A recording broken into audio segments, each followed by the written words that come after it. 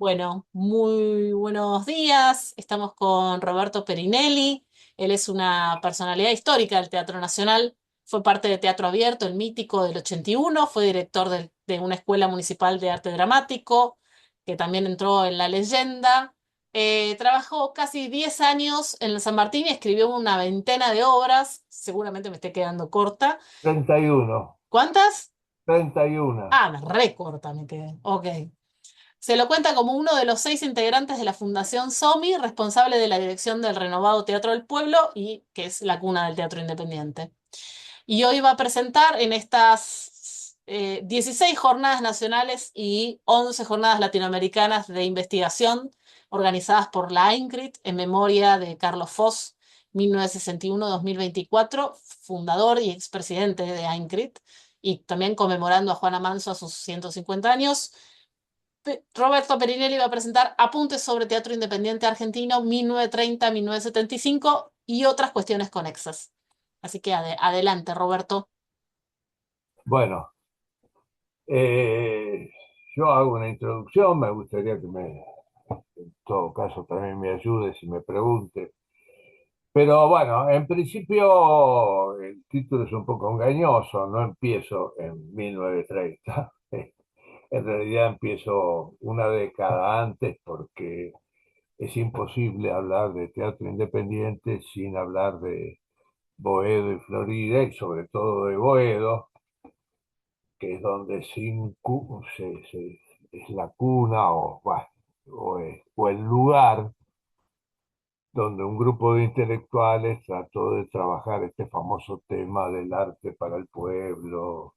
Este, por lo tanto, el teatro independiente, a partir del primero, que es fundado por Leonidas Barletta, el Teatro del Pueblo, 30 de noviembre de 1930, se propone precisamente, entre otros objetivos, ese objetivo de rescatar al público popular de las entrañas del, del que Barletta decía el teatro envilecido, este, como una buena cuota de género chico en el medio, por supuesto, este, y generar un nuevo público que digamos, buscado en las clases populares, en el mundo obrero, objetivo que podemos adelantar ahora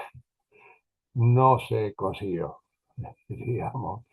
Eh, Prácticamente el público del teatro independiente, por lo menos el de los años de 1930 a 1975, ningún obrero fue al teatro independiente. Bueno, alguno habrá ido, pero digamos, no fue una gran masa. ¿Por qué elegí 1975? Porque es el año que muere Barletta y de alguna manera termina, no es exacta la fecha, pero por ahí, por esa fecha, termina lo que yo podría llamar la primera parte de la vida del teatro independiente, momentos en que muchos críticos, algunos de ellos muy acreditados, lo daban por muerto, por el- que había terminado. Eso está escrito, está declarado entre comillas en mi libro, o sea que no estoy inventando nada. Este, y que es una de las hipótesis de mi libro. O sea, yo lo comencé a escribir alegando o tratando de testimoniar que el teatro independiente no murió ahí, sino que en esas fechas empezó un cambio, a mi juicio beneficioso, que nos ha llevado al día de hoy, donde el teatro independiente tiene una vida, yo diría, extraordinaria, ¿no? este, Cambios necesarios y que esos cambios fueron expresados, si bien hubo centenares de grupos independientes, sobre todo a partir de cuando Barletta inició, hubo muchos imitadores, muchas réplicas. Digamos, hubo algunas entidades que se destacaron por distintas razones, el que yo le llamo el núcleo patrón, de alguna manera, que son cuatro instituciones, que son el Teatro del Pueblo, por supuesto, La Máscara, Nuevo Teatro y Fray Mocho. Y le agrego una especie de agregado, perdonando la redundancia, el IF. Todas estas entidades han desaparecido por distintas razones. Las del IF son muy particulares porque están vinculadas con cuestiones internacionales que tienen que ver con el sionismo y una serie de cosas. Bueno, la vida de esos cuatro instituciones que yo trato de reflejar en el libro, eh, además de mostrar los cambios, demuestran algo que ya lo dijo María Fuckelman, o sea que no inventé nada yo, que se habla de teatro independiente como un todo, lo cual vale para los actos celebratorios, pero en realidad el teatro independiente nunca fue un todo. Hubo individualidades dentro, instituciones individuales que incluso se enfrentaron. Barletta se enfrentó con todos, por ejemplo, y bastante belicoso en cuanto a sus enfrentamientos. Esa es otra de las hipótesis que yo trato de desarrollar a partir de lo que dijo María, no, no es que lo descubrí yo. Este, y que bueno, ocurren muchas cosas en el mundo del teatro independiente, algunas las dejo pendientes, porque, bueno, por mil razones, porque creo que se merecen un libro aparte. A pesar de que hay trabajo sobre el tema, lo digo ahora, es la llegada de las ideas, de los métodos Stanislavski a la Argentina. Creo que falta, me parece a mí, salvo que exista y yo no lo conozco, que también puede ser, falta un trabajo sobre cómo fue llegando esa mirada sobre la formación actoral a la Argentina, que todo el mundo habla de Gedi Krila, Gedi Krila, Gedi Krila, y en realidad Gedi Krila,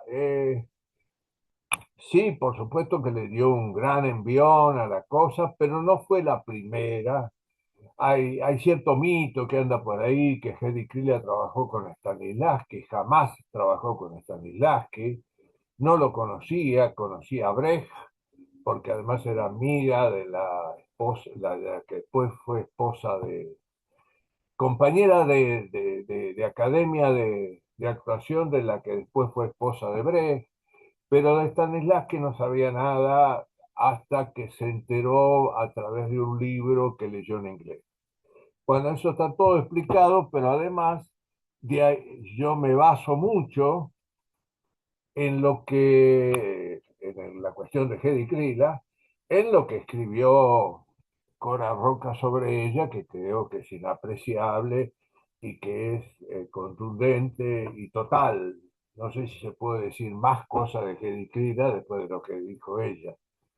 Bueno, esto es en general, por supuesto me están faltando algunas cosas. Bueno, la cuestión izquierdosa del teatro independiente, que a veces no lo era tanto. Eh, en esas épocas, y yo lo puedo decir porque además viví esas épocas,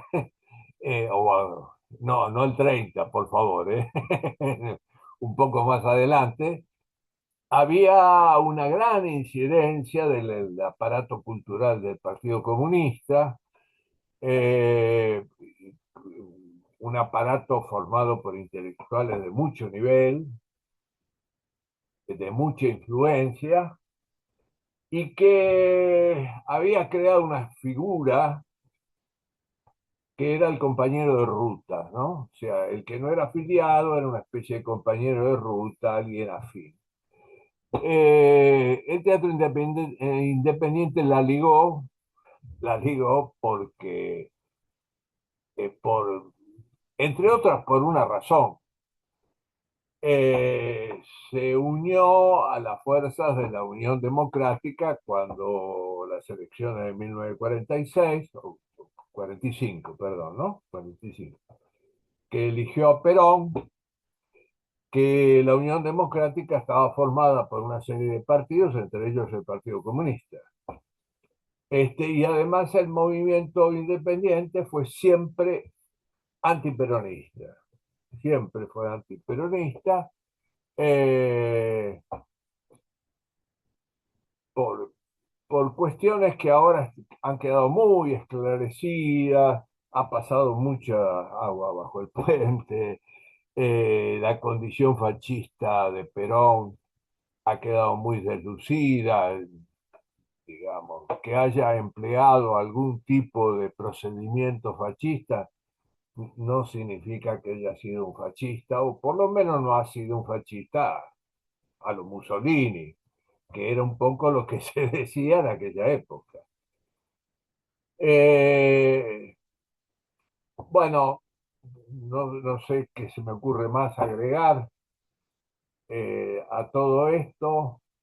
Eh, las continuas crisis que tuvo el teatro independiente, hubo una muy importante en el 43, cuando incluso voces desde adentro del movimiento, entre ellos Pablo Palán, empezó a decir, muchachos, terminó la novedad, ahora hay que hacer teatro en serio, los actores tienen que ser actores, las actrices tienen que ser actrices, este, que el voluntarismo es muy importante, pero si no está acompañado con una técnica, con una sapiencia, con un oficio, el voluntarismo es voluntarismo y nada más.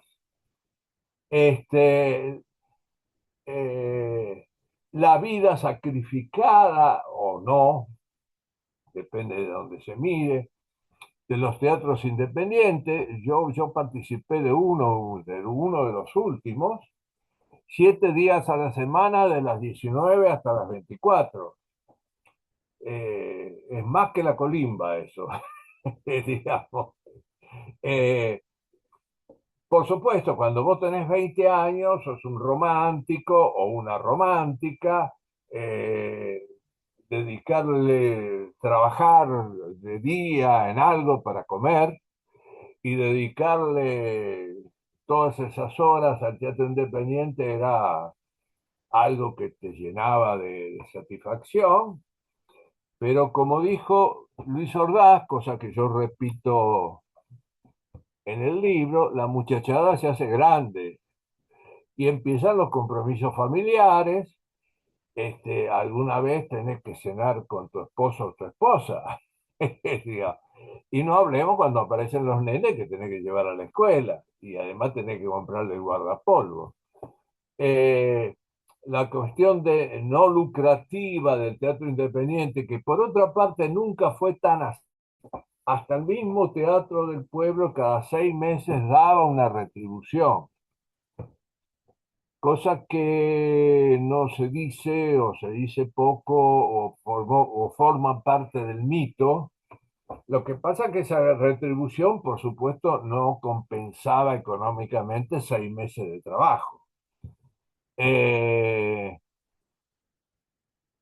Porque por otra parte, el teatro independiente, con las excepciones que siempre hubo, La Máscara en algún momento, nunca fue muy ganancioso, nunca fue de reventar boleterías, eh, y mucho menos el Teatro del Pueblo, que tenía muchas deficiencias, una de las principales su elenco.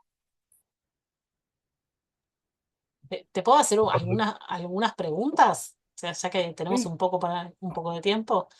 sí, dale, dale. A mí siempre me llamó la atención como poder establecer una comparación cuando vos decís, bueno, en algún punto cambia en 1975, merma desde algún lugar y por eso es que finalmente mencionan que va a morir, ¿no? Y que efectivamente estoy de acuerdo con vos en que no solamente no muere, sino que escala en nivel. Y creo que, digo, y ahí es donde te lo pregunto, ¿no? O sea, si vos, desde tus estudios y lo que vos observás en la actualidad, ves que incluso ha escalado de manera comparativa desde el 75 y en adelante, ¿no? Y ahí te lo pregunto, en la actualidad particularmente con el teatro independiente actual, que sé que sos asiduo espectador, digamos, de obras, y a su vez, Además dirige un teatro y además, independiente. sí, además dirigís, no, lógico, pero sí te he cruzado muchas veces en distintas salas, no solamente en el Teatro del Pueblo, como sé que estás muy presente, digamos, como estás muy al tanto de lo que tiene que ver con el campo del teatro independiente. Y después quisiera que lo compares también desde lo social en todo lo que, digamos, todo el empuje que tuvo que tener Teatro Abierto en relación a hoy, ¿no? O sea, como tratar de hacer un parangón entre, bueno, cuál es la importancia social de los primeros años, Barletta y en adelante, cómo aparece, reaparece y resurge con fuerza a partir de ese fenómeno que fue teatro abierto y la actualidad. No sé si no te estoy pidiendo como demasiado, pero No, no, lo yo hago con confianza porque sé que a quien tengo puedo adelante, contestar, digamos. lo que pasa es que lo que conteste no está en el libro. No, no, lo sé, pero bueno, No está en el parece que libro porque yo prácticamente menciono a Teatro Abierto así muy sí, sí, sé que llegas por hasta el encima. 75. Yo creo que de algún modo, sí, en realidad uno pone fechas en la historia, los historiadores de cualquier disciplina, digamos, te van a decir que las fechas sirven por cuestiones pedagógicas, sobre todo, orientativas, pero en realidad no es que uno se acostó en la Edad Media y se levantó en el Renacimiento. No, claro que Este, no. son procesos. Hay una fecha, bueno, 1789, la Revolución Francesa, por supuesto, pero la Revolución Francesa no nació a las 10 de la mañana de 1789. Este, eh, yo diría que el teatro abierto fue de alguna manera el fin del teatro independiente tradicional, ¿no? Ojo, y cuando se dice fin, no le pongamos condiciones mortuorias, sino el momento del cambio, con un impasse que fue después el de 4 o 5 años de fiesta, digamos, que fue después de la recuperación de la democracia, donde apareció el teatro de la imagen, el teatro performático, donde el texto prácticamente desapareció o fue arrinconado, situación que generó que nosotros fundáramos la Fundación Carlos Humiliana en defensa del autor argentino y del autor argentino. Este, y a partir de ahí apareció otro teatro independiente eh, que quería ser lucrativo, pero no lucrativo en el sentido de que la boletería mandaba, sino que mi oficio es esto, porque por otra parte una persona que le había dedicado buena parte de su vida al teatro independiente, lo único que sabía hacer era actuar. Por lo tanto, bueno, el único oficio que yo tengo es este. Yo quiero vivir de esto. Además, no, creo que no tengo más remedio. Este, y además aparecen las tentaciones. La televisión, cuento una cosa que me parece que viene a cuento. Ferriño, cuando muy cansado, muy agobiado, se va de Fray Mocho en 1906 68, 69, se va a la televisión, va a ser televisión como actor cuando la televisión hacía cosas muy interesantes, a un ciclo de Renan, que dirigía Renan, que era la adaptación de novelas importantes, de novelas históricas, eh,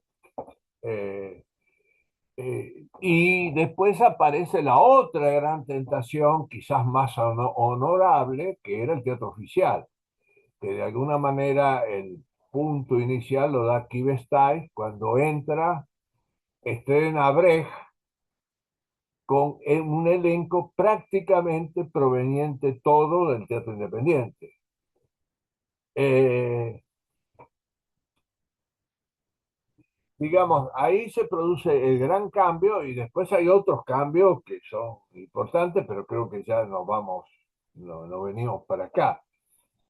Pero no es malo cobrar, no es malo ganar dinero. Nadie dice para comprarse un yate e irse a Jamaica, sino para vivir, para comer, para vestirte y sobre todo si formás una pareja y tenés chicos, bueno, este, formar una familia es un deseo absolutamente lícito, ¿no? Digamos. Bueno, me parece que esos cambios fueron muy importantes porque, por otra parte, se acabó el voluntarismo. Para ser actor, actriz, director, autor, escenógrafo, iluminador, tenés que saber, tenés que estudiar, tenés que formarte. Es cierto, eso sí lo digo en el libro, el director del teatro independiente era un director hecho a las patadas, porque no había nada. O sea, algún libro que aparecía por ahí, que decía algunas cosas de un fenómeno que por otra parte dentro del teatro occidental es bastante novedoso. Tiene un siglo y 25 años, más o menos, ¿no? Este, el director, bueno, se hacía las patadas, pero bueno, eh, y a partir sobre todo del impulso de Hedy Krila y sus famosos alumnos, Fernández, Gandolfo, Aleso, eh, aparece una manera de formarte como actor, como actriz, eh, a, afín con algún método que te garantiza cierto éxito, te garantiza hasta cierto punto, por supuesto que el talento tiene que ver, y el talento, creo yo, te lo da Dios o no te lo da, qué sé yo.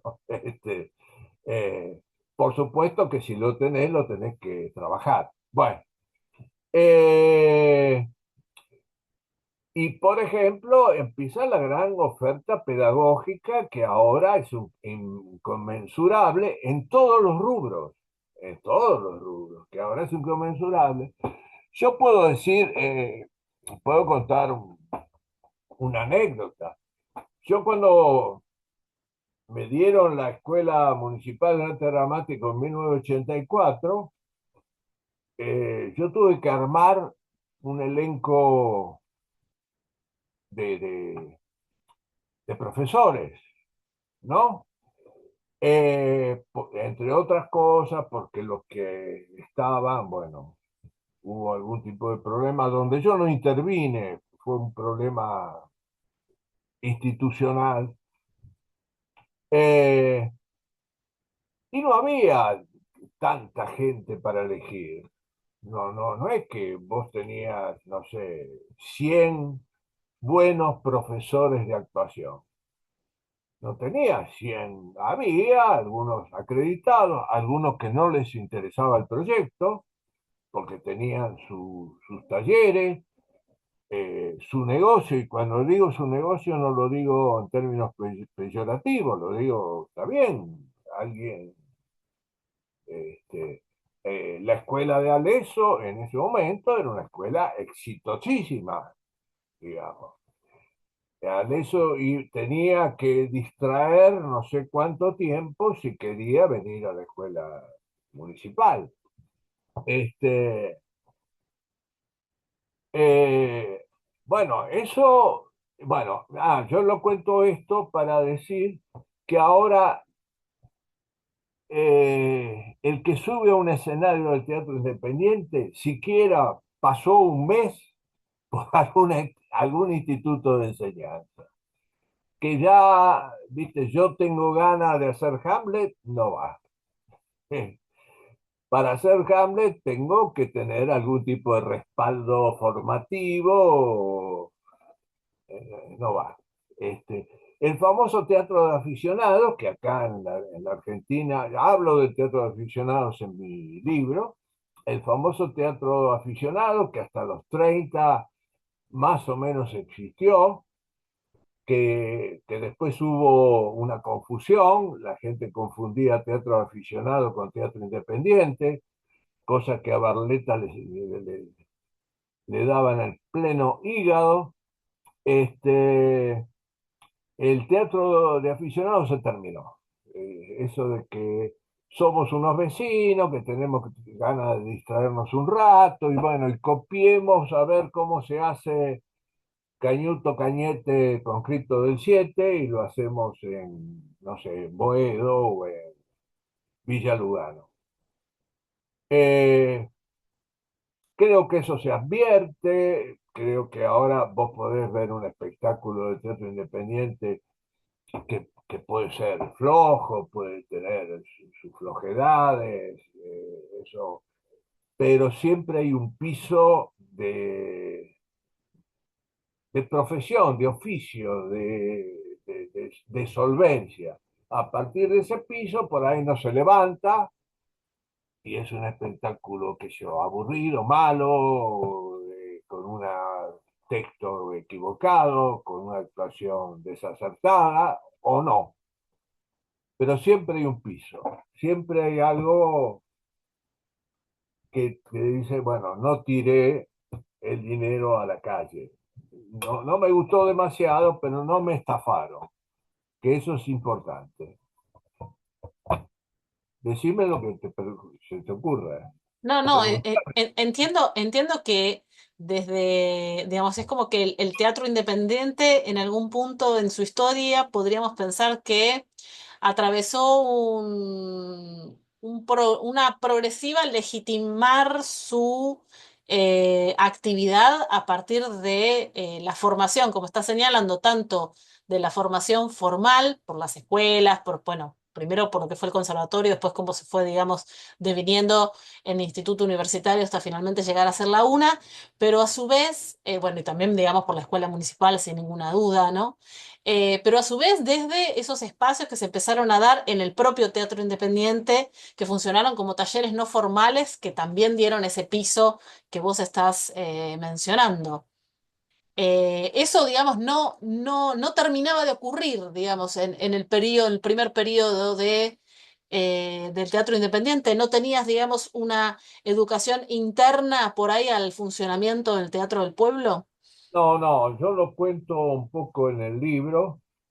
Cuando Palán, en el año 1943, o sea, 13 años después de la fundación del Teatro del Pueblo, Palán dice, muchacho, paremos la pelota, esto eh, está bien hasta aquí, pero hay que hacer algo. Eh, Ahora no me acuerdo el teatro, uno de los teatros que han desaparecido y que no tuvieron demasiada trascendencia, creó la primera escuela dentro de su grupo. Las escuelas que después se repitieron, Nuevo Teatro la tuvo, Fray Mocho la tuvo, La Máscara la tuvo, era para la gente, no era una escuela abierta a todo el mundo, era para su grupo. Por otra parte, Barletta era bastante reacio y bastante contrario a la formación. Él por supuesto que él tenía como ejemplo la formación de el antiguo conservatorio de declamación Entonces él creía que ahí los actores, cosa que parece ser que era bastante cierta, que ahí los actores lo que hacían era adquirir vicios. Y por otra parte, adquirir esa ambición del estrellato. Entonces vos no le podías decir a un individuo, mira, hoy haces Hamlet, pero mañana haces de hombre quinto en Fuente Ovejuna, ¿no? No le podías decir eso. Él tenía una frase que decía que el actor se hace en el escenario, a mí deben un zapatero y yo lo hago actor. Eh, y eso privó mucho, sobre todo mientras el teatro independiente fue el gran referente. Perdón, el Teatro del Pueblo fue el gran referente. Después fue perdiendo esa, precisamente por ese afán de sostener a, a ultranza los, los, las pautas originales. El teatro independiente fue el Teatro del Pueblo, perdón, siempre. El Teatro del Pueblo fue desapareciendo como tal y sus últimas representaciones no tenían nivel, la crítica que le dio cierto respaldo lo abandonó y cuando se ocupó del Teatro del Pueblo fue para criticarlo y a veces muy duro. Yo acá pongo algunas críticas que recibió de los últimos trabajos. Este, pero claro, hubo otras entidades que se despegaron y el gran paladín, antes de Hedy Krill y todo esto, fue Ferriño, que cuando egresó de la Escuela Nacional, eh, le otorgaron una beca de un año en Europa y adquirió las formas de la formación, de la educación actoral y los procedimientos teatrales en Francia sobre todo, y los trajo acá y los quiso aplicar primero en La Máscara, fracasó, La Máscara lo aceptó y después lo echó o se fue. Eso está contado, así que yo me ahorro algunas explicaciones, ¿no? Y lo trasladó a Fray Mocho, donde lo puso en práctica, pero a poco apareció Stanislavski, que dio por tierra eh, todo. Era una enseñanza a partir de lo gestual, sobre todo el gesto, la falta de vestuario, o sea, la famosa malla negra, en fin. Creo que en el libro está más o menos explicado. El problema que tenemos, y digo tenemos porque también lo tenés también vos, que no tenemos materiales, imágenes de esas cosas. Yo vi los últimos espectáculos de Fray Mocho, cuando ya estaba en agonía. Pero claro, me quedan en la cabeza, además yo no tenía capacidad de discernir nada. Eh, bueno, no sé si contesté. Sí, sí, sí, contestaste. Sí, eso es un problema. El tema del archivo y de poder tener un registro cabal de la historia es complejo. Sí, es un problema que nos aqueja a todos los investigadores y las investigadoras, sin ninguna duda, Roberto. El problema del actor, que es siempre el mismo. Todos decimos que Pablo Podestá fue un genio, a Claro, partir de las crónicas que se escribieron sí, alrededor de Pablo Podestá, pero nadie lo vio. lógico. El Que, famoso mito o no de que tardaba 5 minutos en armar la soga en cual se iba a ahorcar Don Zoilo en Barranca Abajo, yo he leído disparates. Uno pone 8 minutos. 8 minutos en teatro Es un montón de es, tiempo en escena, es- ah, y Sí, 5 minutos totalmente. también. 5 minutos es un montón de tiempo también en escena. Sí, sí, Este, sí, totalmente. así que por ahí es cierto, ¿viste? Yo no tengo elementos para discutirlo, simplemente me parece que hay algo que no funciona, Sí, pero sí, no totalmente. tengo elementos para discutirlo. Este, Sara Bernard, la diosa, y sí, bueno, será. Del que tenemos más datos es de Parravicini porque hizo cine. Claro, claro. Hay un Eh, registro. Sí. pero tampoco lo vimos haciendo morcillas en el teatro. Mejor dicho, yo no lo vi. Creo que ya se han muerto todos los que lo vieron. Creo yo. Es probable, Roberto. Sí. Nos queda muy poquito tiempo. Bueno, Sí me gustaría antes que muestres el el libro. libro. Sí, eso me interesa Me particularmente. gustaría hacer una reflexión cortita si es posible. Sí, dale. Cualquier cosa, si no, volvemos al mismo link. Temo que sea uno de los últimos libros que se editen sobre estas cuestiones. La industria editorial está muy reacia. Yo le quiero decir que este libro tardó 4 años en editarse, ¿eh? Por lo tanto, hay cosas que ahora leo y me insulto porque he Modificarías. cambiado de opinión. Ujú, ujú. Eh, este, Eso es un problema serio que había sido subsanado por las publicaciones del Instituto de Teatro. No sé si sospecho que estás enterada. El Instituto de Teatro me publicó mi historia del Teatro Universal, 4 tomos, 3.000 páginas. Eso a la industria editorial no le importa para nada, para nada. Este, y creo que los investigadores estamos en una dificultad. Nos queda el mundo digital. Eh, el libro va a ser bastante escaso.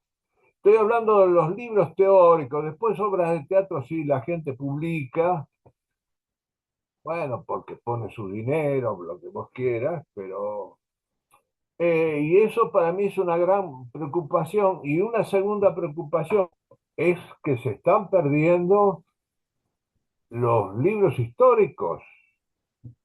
Las cosas, puedo nombrar, quizás algunas de las cosas de Pelletieri son más modernas, pero todo lo de Castañino está desapareciendo.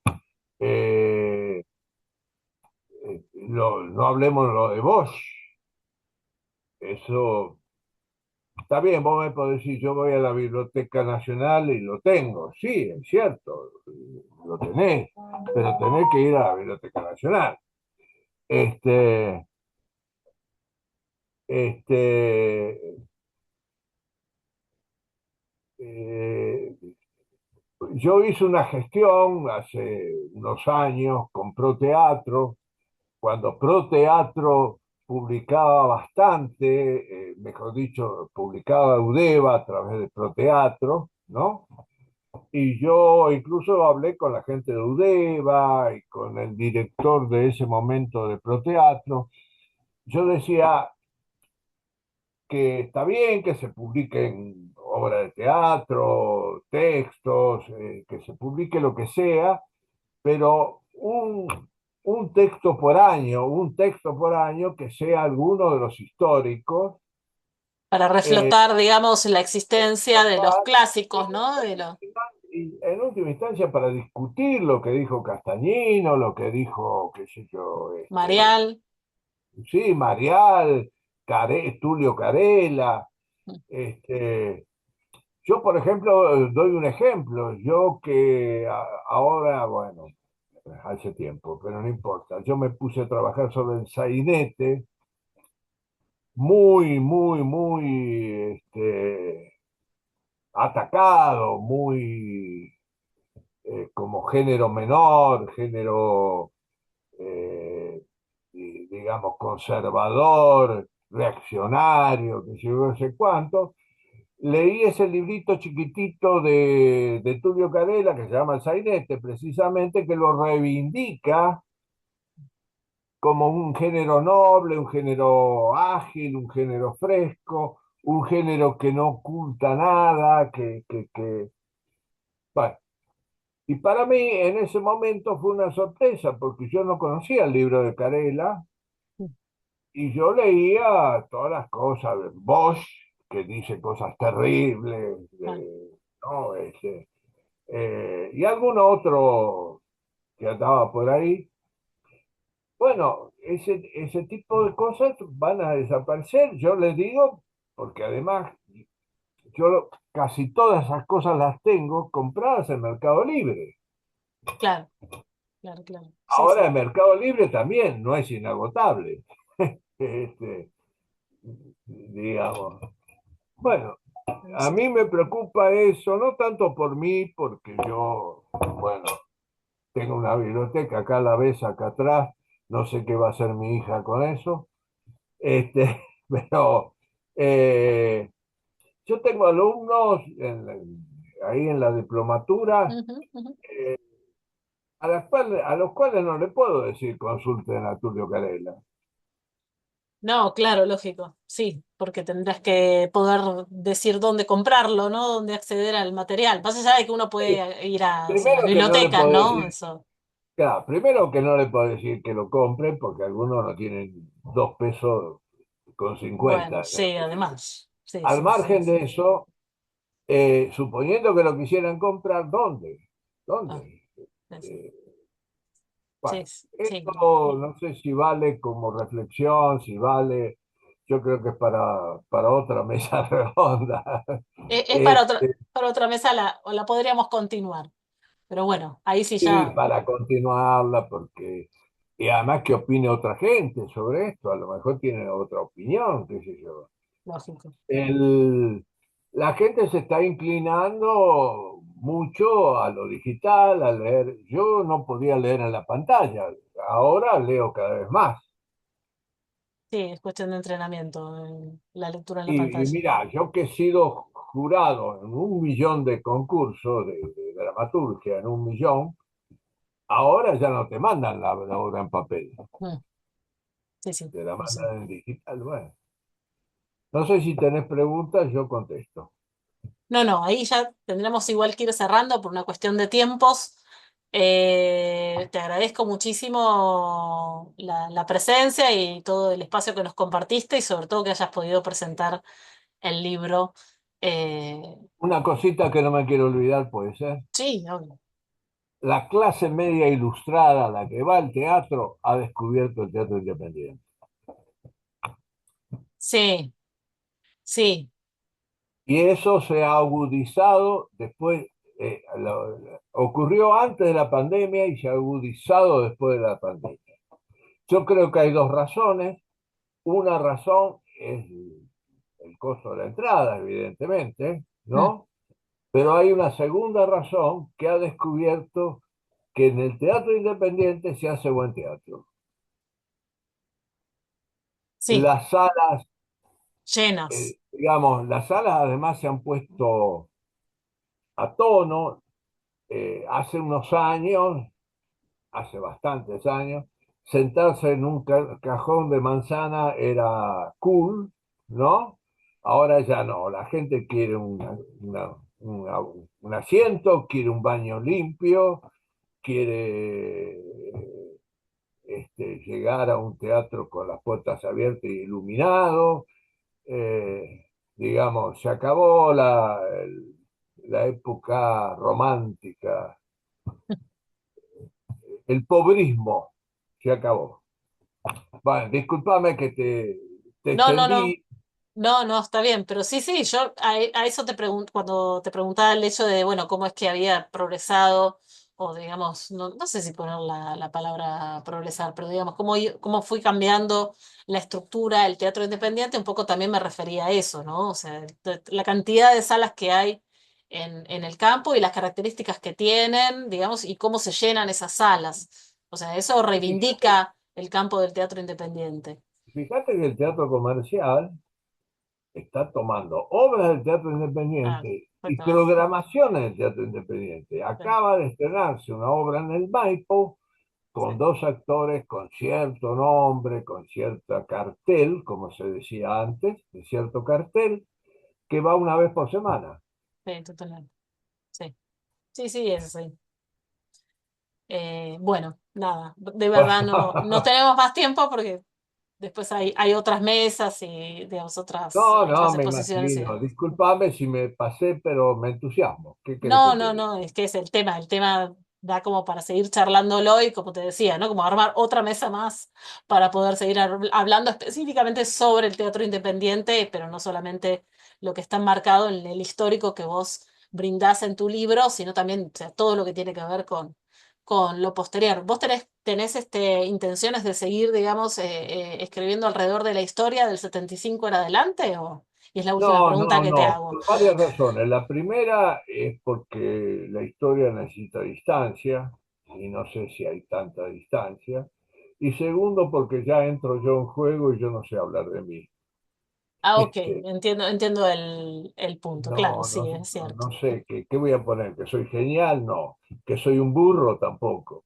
No sé qué poner. No, no sé.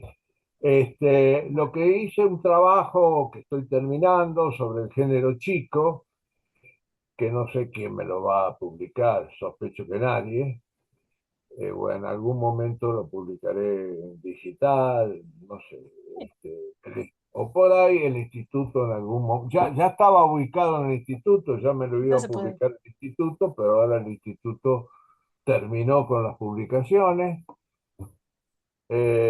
Creo que creo yo que es un texto necesario porque muy poca gente sabe lo que es el género chico, Ujú, qué pasó, claro. de dónde viene, qué pasó, y que por otra parte murió, ese sí que murió. Sí, sí, es cierto. Y hay fechas y hay razones, bueno, no, no, no. Para la reunión del año que viene, Hacemos, convocame para hablar de hacemos género. una mesa sobre el género, chico, y presentás el Sí. trabajo que me estás mencionando. Bueno, te mando un beso grande y gracias, ¿eh? Un beso grande, Roberto, a vos. Muchísimas gracias a vos. Chao, chao. Chao, chao. Chao.